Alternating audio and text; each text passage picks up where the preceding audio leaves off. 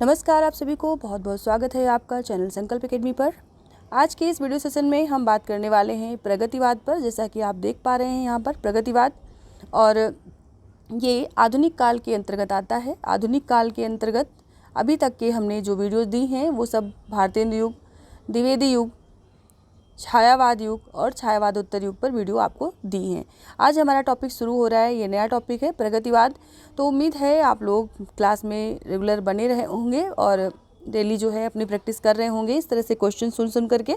तो यहाँ पर हम जो क्वेश्चन आज लेने वाले हैं ये सब प्रगतिवाद से संबंधित है, और बेसिक से लेकर के हाई लेवल के क्वेश्चन इसमें हैं। यानी कि 3 तरह के पैटर्न हम फॉलो करते हैं। एक तो इजी क्वेश्चन, दूसरे जो है मीडियम, और तीसरे जो है हाई, यानी कि काफ़ी ऊपर वाले क्वेश्चन जो कि परीक्षा की दृष्टि से बहुत महत्वपूर्ण होते हैं।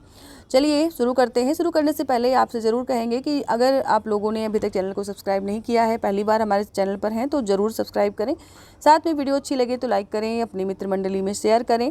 और पुरानी वीडियो देखने के लिए डिस्क्रिप्शन में आपको हिंदी साहित्य यानी टीजीटी पीजीटी 2023 हिंदी साहित्य के नाम से एक प्लेलिस्ट मिल जाएगी, उसे आप टच कर सकते हैं। वहाँ पर हमारी ये जितनी भी अभी तक वीडियो हुई हैं टीजीटी पीजीटी एलटी ग्रेड से संबंधित, वो सभी वहाँ पर आपको प्रोवाइड की गई हैं, यानी कि आप वहाँ से देख सकते हैं।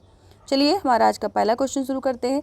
आज का पहला क्वेश्चन है, प्रगतिवाद का समय कब से कब तक माना जाता है? ए ऑप्शन है 1935 से 1943 ईस्वी, बी 1938 से 1943 ईस्वी, सी 1936 से 1943 ईस्वी, डी 1938 से 1951 ईस्वी। तो हमारा जो प्रगतिवाद का समय माना गया है वो कौन सा माना गया है? यहाँ पर हम सही उत्तर लेंगे। सही उत्तर है 1936 से 1943 ईस्वी, यानी कि सी ऑप्शन यहाँ पर सही होगा। ये सी ऑप्शन जो है वो सही, 1936 से 1943। नेक्स्ट है, राजनीति के क्षेत्र में जो विचारधारा साम्यवाद या मार्क्सवाद के नाम से जानी जाती है, साहित्य के क्षेत्र में वही विचारधारा किस नाम से जानी जाती है? यहाँ पर रेखांकित दिया गया है, मतलब डॉट डॉट डॉट, जिसमें कि आपको बताना है कि ये किस नाम से जानी जाती है। तो इसका जो सही उत्तर है वो लेंगे ए ऑप्शन प्रपत्तिवाद, बी प्रगतिवाद, सी प्रयोगवाद, डी छायावाद। इनमें से कौन सा है जो कि इसमें रिक्त स्थान में यहाँ पर आप भर सकते हैं? यहाँ पर आप देख रहे हैं ये डॉट डॉट डॉट डॉट जो दिए गए हैं, इनमें क्या भर सकते हैं? एक बार फिर से देख लीजिए कि राजनीति के क्षेत्र में जो विचारधारा साम्यवाद मार्क्सवाद के नाम से जानी जाती है, साहित्य के क्षेत्र में वही विचारधारा बी ऑप्शन प्रगतिवाद के नाम से जानी जाती है, यानी कि यहाँ पर प्रगतिवाद सही होगा। अगला क्वेश्चन है, प्रगतिवाद शब्द का प्रथम प्रयोग किसने किया? ए आगे, बी नंदुलारे वाजपेयी, सी शिवदान सिंह चौहान, डी जगदीश गुप्त। इनमें से किसने प्रगतिवाद शब्द का सर्वप्रथम प्रयोग किया था? तो ये बताना है आपको।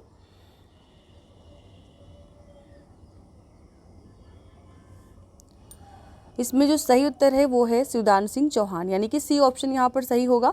प्रगतिवाद शब्द का जो प्रथम प्रयोग किया वो शिवदान सिंह चौहान मिलते हैं, और कहीं कहीं पर हरिऔध भी मिलते हैं।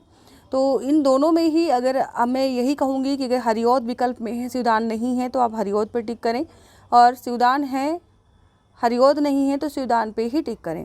ठीक है, दोनों अलग अलग मिलते हैं तो बहुत प्रामाणिक तथ्य तो मिलते नहीं ऐसे क्वेश्चंस के, लेकिन कोशिश यही रहती है कि आप तक जो पहुंचाया जाए वो इस तरह से पहुंचाया जाए जो कि आपके परीक्षा के आयोग के द्वारा भी माना जाता रहा हो। तो शिवदान सिंह चौहान यहाँ पर हम टिक करेंगे। आपको जो लगता है वो ज़रूर कमेंट करें। अगला प्रश्न है, निम्न में से किसके अनुसार प्रगतिवाद उपयोगितावाद का ही दूसरा नाम माना गया है? प्रगतिवाद जो है उपयोगितावाद का दूसरा नाम माना गया है, किसके अनुसार? तो ये हैं ए नगेंद्र, बी नंदुलारे वाजपेयी, सी मुक्तिबोध, डी शुक्ल जी। इनमें से कौन है जिनके अनुसार ये माना गया है, नहीं प्रगतिवाद जो है उपयोगितावाद का दूसरा नाम माना गया है? तो ये हैं नंदुलारे वाजपेयी, यानी कि बी ऑप्शन यहाँ पर सही होगा, नंदुलारे वाजपेयी।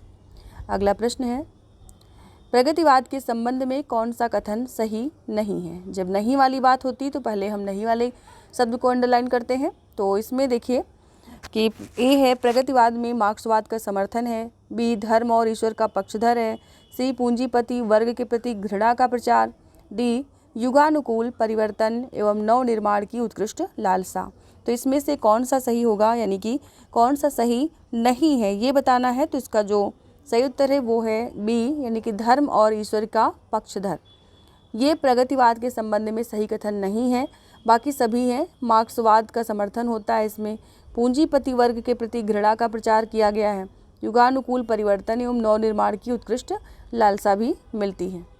अगला प्रश्न है, प्रगतिवाद विभ्रम है, कथन किसका है? ऑप्शन आपके सामने है। ए मुक्तिबोध, बी यज्ञेय, सी जैनेन्द्र, डी डॉक्टर जगदीश गुप्त। इसमें से जो सही ऑप्शन है वो कौन सा है? तो ये है डी डॉक्टर जगदीश गुप्त। प्रगतिवाद विभ्रम है। ठीक है। इसके बाद जो अगला प्रश्न है वो है, शोषण का विरोध एवं शोषितों के प्रति सहानुभूति की भावना किस काव्यधारा की विशेषता है? ए प्रगतिवादी, बी प्रयोगवादी, सी छायावादी, डी नई कविता। क्योंकि हम प्रगतिवाद पढ़ रहे हैं तो आपके लिए बहुत आसान होगा इसका आंसर देना, यानी कि प्रगतिवादी। यहाँ पर ए ऑप्शन सही है। अगला प्रश्न है, प्रगतिवाद की समर्थक पत्रिका कौन सी थी इसमें से? तो प्रगतिवाद की जो समर्थक पत्रिका ये बताना है। ए विशाल भारत, बी रूपाभ, सी परिमल, डी विचार। इनमें से कौन सी पत्रिका जो कि प्रबल समर्थक पत्रिका इसकी मानी जाती है? तो इसका जो सही उत्तर है वो है रूपाभ, बी ऑप्शन सही होगा। रूपाभ जो है वो सुमित्रानंदन पंत जी की पत्रिका है और ये प्रगतिवाद की बहुत समर्थक पत्रिका मानी जाती है। अगला प्रश्न है, प्रगतिशील लेखक संघ का प्रथम अंतर्राष्ट्रीय अधिवेशन पेरिस में कब हुआ? प्रगतिशील लेखक संघ का प्रथम अंतर्राष्ट्रीय अधिवेशन पेरिस में कब हुआ?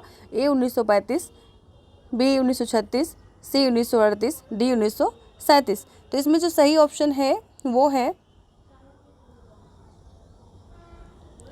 बी 1936 में।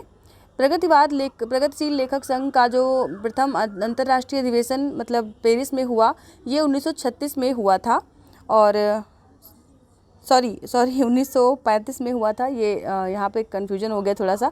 36 में लखनऊ में हुआ था, तो ये 35 में हुआ था जो कि इसमें हुआ था पेरिस में। ठीक है। और इसके बाद में अगला क्वेश्चन जो है वो लंदन की बात कर रहा है, यानी लंदन में कब हुआ था?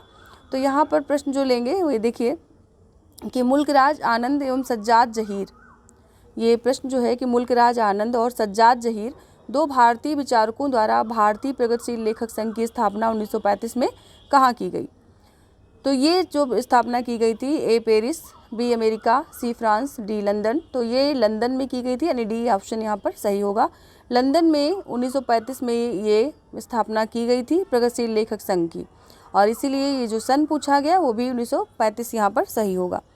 ठीक है। इसके बाद में एक प्रश्न जो कि लखनऊ से संबंधित आता है कि प्रगतिशील लेखक संघ का प्रथम अधिवेशन भारत में कब और कहाँ हुआ? तो ये लखनऊ वाला ऑप्शन आप देख रहे हैं जो कि 1936 है, यानी कि यहाँ पर हम सीधे इस उत्तर को लेते हैं। 1936 में लखनऊ में हुआ था ये प्रगतिशील लेखक संघ जो कि लखनऊ में हुआ था। अब इसमें अगला प्रश्न बनता है कि प्रगतिशील लेखक संघ के प्रथम अधिवेशन की अध्यक्षता किसने की थी? ए नगेंद्र, बी नागार्जुन, सी मुंशी प्रेमचंद, डी मुक्तिबोध। देखिए एक चीज़ यहाँ पर ध्यान देने वाली है, प्रेमचंद में जो दा है उसमें रा की मात्रा नहीं होती है, प्रेमचंद होता है। ठीक है। तो इसको करेक्शन कर लीजिए, यानी कि ये अपने दिमाग में सेट कर लीजिए कि दा में रा की मात्रा नहीं होती है। तो प्रगतिशील लेखक संघ के प्रथम अधिवेशन की जो अध्यक्षता की थी वो की थी मुंशी प्रेमचंद ने, और ये लखनऊ में जो प्रथम अधिवेशन हुआ था जो कि 1936 में हुआ था। ऊपर के क्वेश्चन में आपने देखा ये हुआ था 1936 में।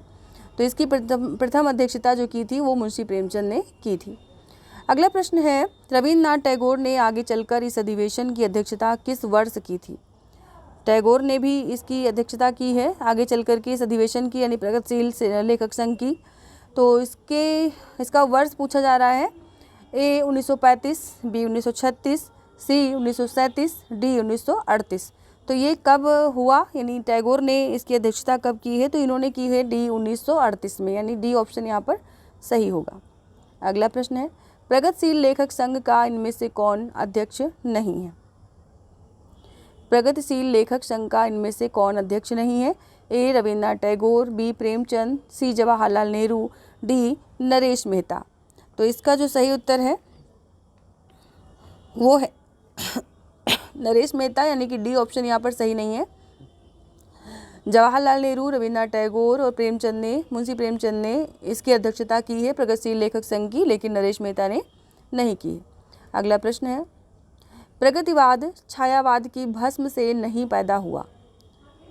प्रश्न देखिए कायदे से कि प्रगतिवाद छायावाद की भस्म से नहीं पैदा हुआ बल्कि उसका गला घोंटकर पैदा हुआ, ये कथन किसका है? ए नंद दुलारे वाजपेयी, बी आचार्य शुक्ल, सी डॉक्टर नगेंद्र, डी रामविलास शर्मा। तो इनमें से ये कथन किसका है? ये कथन जो है डॉक्टर नगेंद्र का है, यानी कि सी ऑप्शन यहाँ पर सही होगा।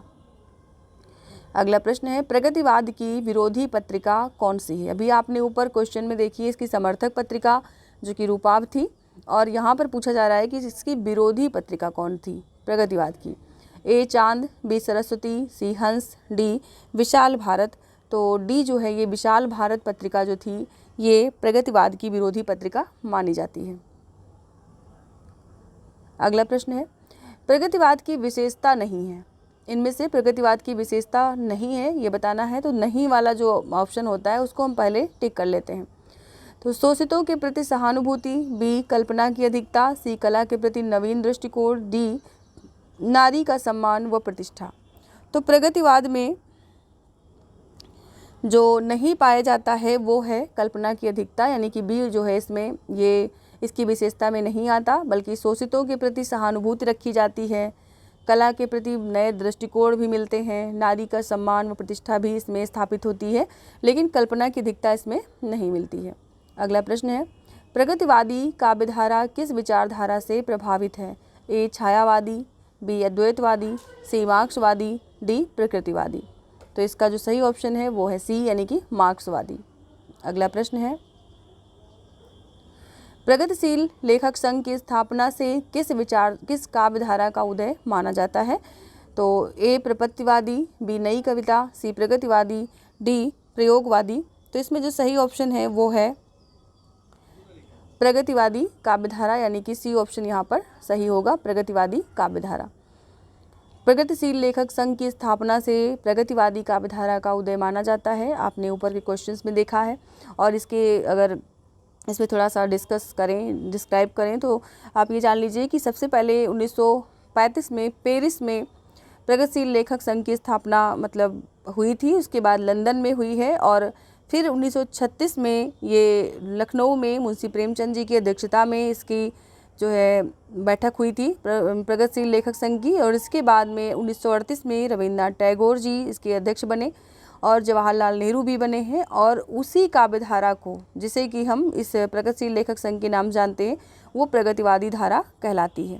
अगला प्रश्न है, छायावादी रोमानियत एवं पलायनवादी प्रवृत्ति के फलस्वरूप किस काव्यधारा का जन्म माना जाता है?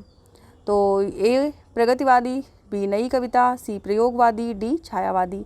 इनमें से सही ऑप्शन कौन सा है? यानी कि छायावादी रोमानियत एवं पलायनवादी प्रवृत्ति के फलस्वरूप किस काव्यधारा का जन्म माना जाता है? तो ये काव्यधारा है ए, यानी कि प्रगतिवादी। अगला प्रश्न है, प्रगतिवाद एक दृष्टि, ये लेख किसका है? प्रगतिवाद एक दृष्टि, ये लेख किसका है ये बताना है। ए मुक्तिबोध, बी शिवदान सिंह चौहान, सी अज्ञेय, डी भारत भूषण अग्रवाल। इनमें से सही ऑप्शन क्या है? ये यहाँ पर जो दिए गए हैं प्रगतिवादी दृष्टिकोण वाला, तो इसमें ये रचना जो है ये है मुक्तिबोध की, यानी ए ऑप्शन यहाँ पर सही होगा।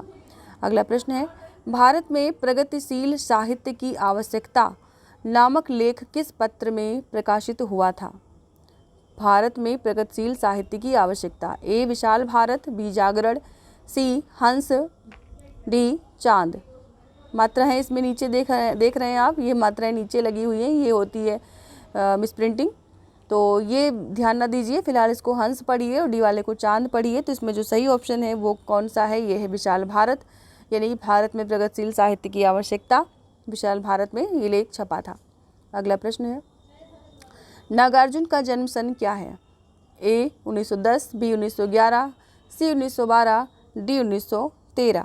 तो इनका जो जन्म वर्ष है वो है बी 1911। जिला दरभंगा, ग्राम सतलखा से संबंधित कवि कौन है? ए नागार्जुन, बी मुक्तिबोध, सी त्रिलोचन, डी केदारनाथ अग्रवाल। तो इसमें ये जो संबंधित हैं ये है नागार्जुन, ए ऑप्शन, यानी कि इनका 1911 में जन्म होता है। कहाँ? जिला दरभंगा, ग्राम सतलखा नागार्जुन जी। अगला प्रश्न है, मैथिली भाषा में यात्री नाम से रचना करने वाले कवि कौन हैं? मैथिली भाषा में यात्री नाम से रचना करने वाले कवि कौन हैं? ए त्रिलोचन, बी केदारनाथ अग्रवाल, सी नागार्जुन, डी हरिशंकर परसाई। तो हम पढ़ रहे हैं प्रगतिवाद को, ये सभी जो ऑप्शन आप देख रहे हैं ये सभी प्रगतिवादी कवि हैं और सी यहाँ पर सही होगा। नागार्जुन जो हैं इन्होंने मैथिली भाषा में जो रचनाएं की हैं उनका यात्री नाम से उनकी रचनाएं की हैं। आज के लिए इतना ही। आप सभी से मिलेंगे कल रात की क्लास में फिर से 9 बजे और आगे इन्हीं क्वेश्चंस को लेकर के। और उसके अलावा मैंने एक आपके जो कमेंट्स आए हैं मेरी वीडियो पे उसके जो है आंसर दिए हैं, वो वीडियो भी जल्दी ही आप तक पहुंच जाएगी, तो ज़रूर जो है उसे भी देखें। और जो भी आपके डाउट थे, जो भी क्वेश्चंस थे, उन सभी का मैंने जवाब देने की पूरी कोशिश की है, उसको ज़रूर देखें। मिलते हैं कल रात 9 बजे फिर से। आप जो लोग नए हैं उन्हें बता दूं कि सोमवार से शनिवार ये क्लास जो है रात में 9 बजे आपको मिल रही है। इस तरह के क्वेश्चंस जो कि आपकी परीक्षा की दृष्टि से पूरे टॉपिक को कवर करते हुए लिए गए हैं, तो इनको ज़रूर देखें। और साथ ही में अगर पुराने से देख रहे हैं, पहले से देख रहे हैं, तो ज़रूर जो है लाइक करें।